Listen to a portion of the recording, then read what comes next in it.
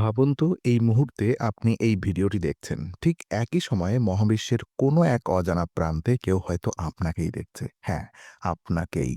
আমাদের পৃথিবী থেকে যে radio signal, TV broadcast, mobile network সব ছড়িয়ে পড়ছে মহাকাশে। প্রশ্ন হলো, কেউ কি সেগুলো ধরতে পেরেছে?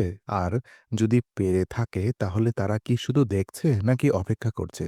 আজ ইনফোনারি আপনাকে নিয়ে যাবে এই প্রশ্নের একেবারেই গভীরে। আমরা কি সত্যি একা নাকি এলিয়েন সিভিলাইজেশন ইতিমধ্যেই আমাদেরকে দেখছে? স্বাগত ইনফোনারিতে, যেখানে আমরা সহজ ভাষায় অনুসন্ধান করি মহাবিশ্বের সবচেয়ে ভয়ঙ্কর এবং বিস্ময়কর প্রশ্নগুলো। আজ আমরা জানব এলিয়েন সিভিলাইজেশন কি, বিজ্ঞানীরা কি খুঁজে পেয়েছেন এবং আমাদের ভয় পাওয়া উচিত কিনা। তো মহাবিশ্ব কতটা বিশাল, চলুন আগে একটি সংখ্যা ভাবি। আমাদের মিল্কি ওয়ে গ্যালাক্সিতেই আছে 400 বিলিয়নের বেশি নক্ষত্র, আর পুরো মহাবিশ্বে 200 ট্রিলিয়নের বেশি গ্যালাক্সি। প্রতিটি গ্যালাক্সিতে আছে কোটি কোটি গ্রহ। এখন প্রশ্ন, এই বিশাল মহাবিশ্বে শুধু পৃথিবীতেই কি প্রাণ আছে? বিজ্ঞানীরা বলেন এটা বিশ্বাস করাই বরং অযৌক্তিক।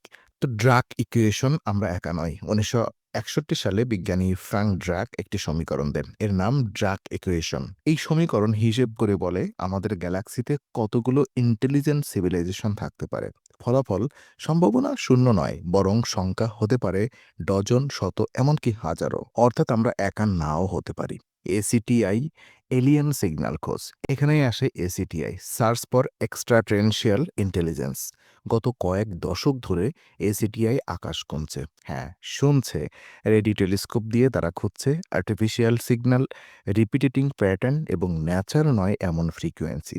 এখনও কিছুটা নিশ্চিত পাওয়া যায়নি, কিন্তু কিছু সংকেত বিজ্ঞানীদের থমকে দিয়েছে, যেমন সিগন্যাল, কাকতালীয় নাকি বার্তা। 1977 সালে একটি রেডিও সিগন্যাল ধরা পড়ে। এতটাই অদ্ভুত ছিল যে বিজ্ঞানীরা ডাটার পাশে লিখে ফেলেন অ। এই সিগন্যাল প্রাকৃতিক নয়, একবারই এসেছে আর কখনো ধরা পড়েনি। আজও বিজ্ঞানীরা জানেন না এটা কি। তো প্রশ্ন রয়ে গেছে, ওটা কি কেউ পাঠিয়েছে? পৃথিবী কি নিজেই সংকেত পাঠাচ্ছে? আমরা শুধু শুনছি না, আমরাও পাঠাচ্ছি। 1930 সাল থেকে আমাদের রেডিও, টিভি, রাডার সিগন্যাল আলোর গতিতে ছড়িয়ে পড়েছে মহাকাশে। মানে 60 থেকে 90 আলোকবর্ষ দূরের কেউ ইতিমধ্যেই পৃথিবীর অস্তিত্ব জেনে গেছে। তারা হয়তো দেখেছে আমাদের যুদ্ধ, আমাদের সিনেমা, আমাদের ভাষা। প্রশ্ন হলো, তারা কি ভাবছে? তো তারা যদি আমাদের চেয়ে উন্নত হয়, এখানেই ভয়। যদি এলিয়েন সিভিলাইজেশন আমাদের চেয়ে হাজার বছর এগিয়ে থাকে, তাদের প্রযুক্তি আমাদের বোঝার বাইরে হয়, তাহলে তারা কি বন্ধুত্ব চাবে, নাকি আমরা হব শুধুই একটি পর্যবেক্ষণযোগ্য প্রজাতি? স্টিফেন হকিং নিজেই সতর্ক করেছিলেন, এলিয়েন কন্ট্যাক্ট মানব সভ্যতার জন্য বিপজ্জনক হতে পারে। ফার্মি প্যারাডক্স, সবাই কোথায়?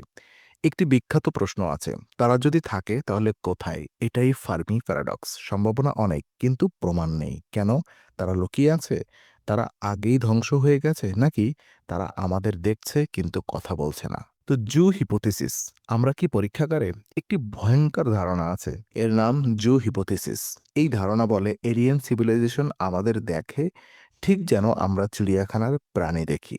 তারা হস্তক্ষেপ করে না, তারা শুধু পর্যবেক্ষণ করে, যতদিন না আমরা যোগাযোগের যোগ্য হই। ভেবে দেখুন, এটা কি খুব অসম্ভব? তাহলে সত্যি কি? সত্যি হলো আমরা জানি না। এখনো নিশ্চিত প্রমাণ নেই, কিন্তু সম্ভাবনা ভয়ঙ্করভাবে বেশি। মহাবিশ্ব নীরব, কিন্তু খালি নয়, প্রশ্নটা খোলা আছে। আমরা হয়তো একা, আবার হয়তো একদমই না। হয়তো এই মুহূর্তে কেউ আমাদের দিকে তাকিয়ে আছে।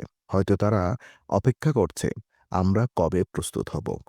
এই প্রশ্নটাই মানব সভ্যতার সবচেয়ে বড় প্রশ্ন। আমরা কি একা?